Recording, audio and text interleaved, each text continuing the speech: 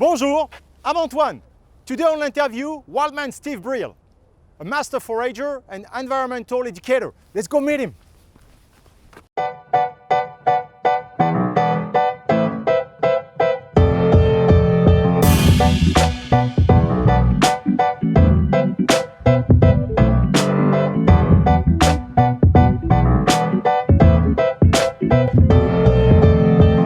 To see you. Good. Nice to see you too. So tell me, Steve, tell us a little bit about who you are, where you're from, how long you've been in New York.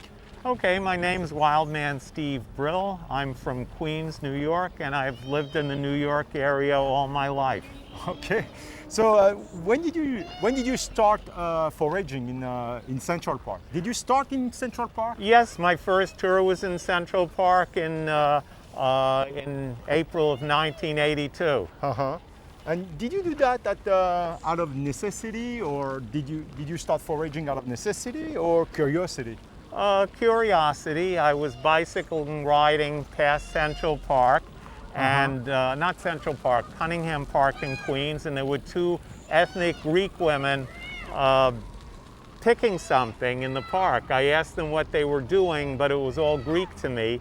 However, I did come home with grape leaves, and they were absolutely delicious. Then I started getting what books there were available and taught myself foraging.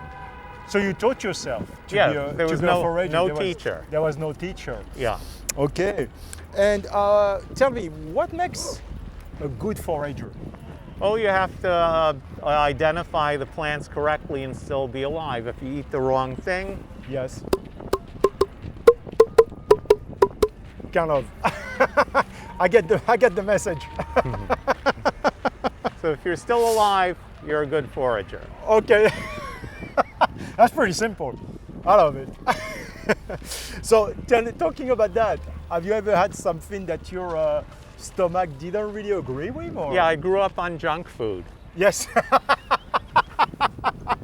You know, That makes two of us at least. I sometimes waited for years before I would try any plant. Oh. And there's a berry called the Cornelian Cherry. It wasn't any of the field guides I had. It's in the dogwood family, which contains poisonous species. And the tree book said nothing about edibility, so I knew what it was. Yeah. I did a tour with a guy by the name of Bob. You may know someone like Bob. Whatever you tell him, he doesn't listen. Please sign up in advance and be on time. He shows up in the middle of the tour. I know Of how course. he finds us. So we find this berry, and he says, "Steve, can I eat this?" I said, "I don't know. It may be poisonous. It has poisonous relatives. I haven't been able to find any info about it." This is before the internet. And of course As he soon got as it. my back was turned, he popped one in his mouth.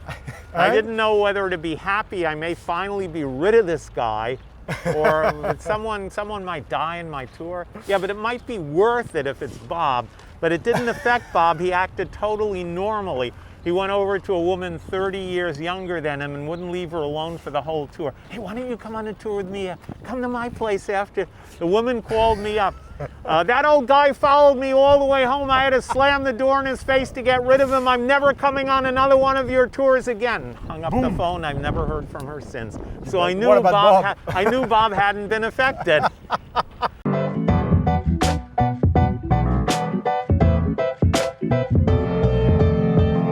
Foraging for what?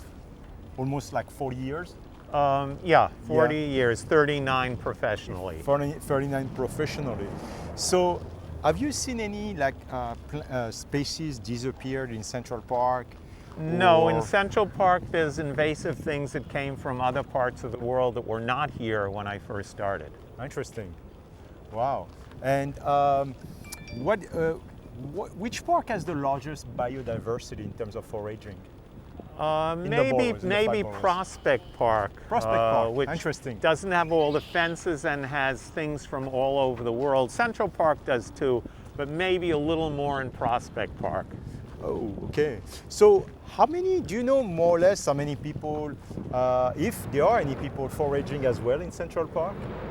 Probably people who come on my tours. I have large tours. I had 60 people last weekend in Prospect Park. Wow, that's amazing.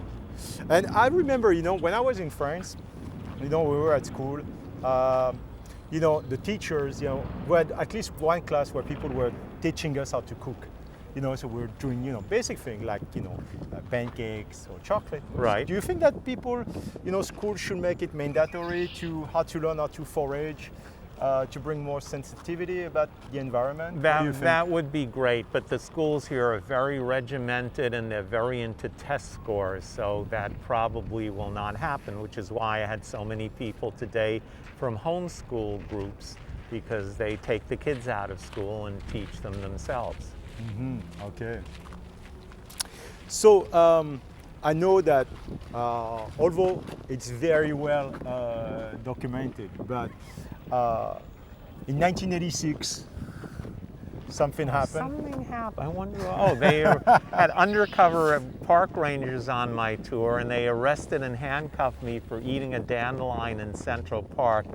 It went viral before there was such a thing, and the parks officials were forced to turn over a new leaf, drop the charges, and hire me to lead the same tours I was leading when I was arrested.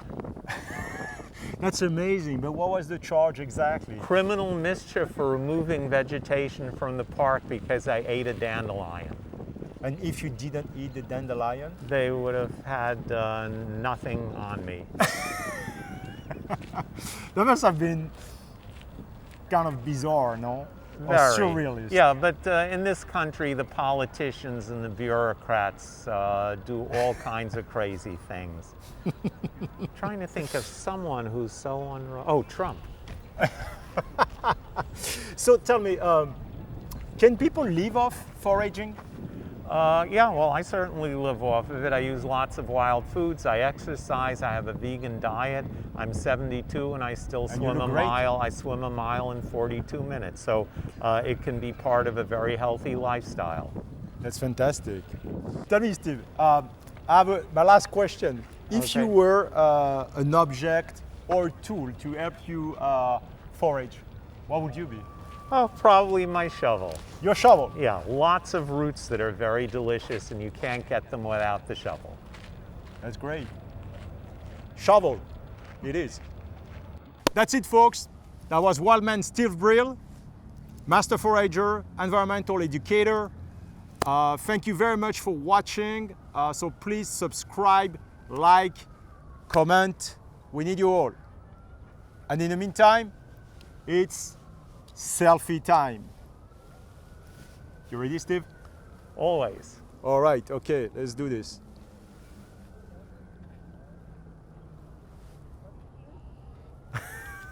Well, I'm not gonna ask you to smile, but I can see the eyes. Wildman Blues. You ready, Steve?